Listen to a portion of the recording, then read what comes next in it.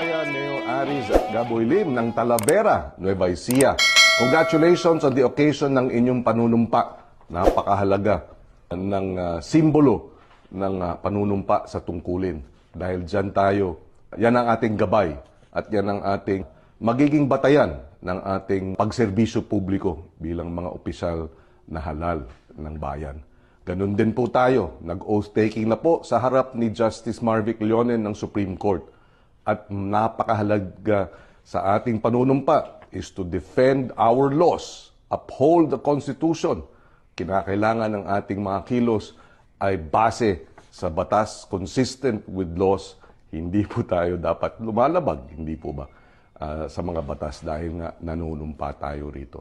Kaya Mayor Aris, congratulations. I'm looking forward paano natin tutulungan ang Talavera para magkaroon ng mas magandang serbisyo publiko.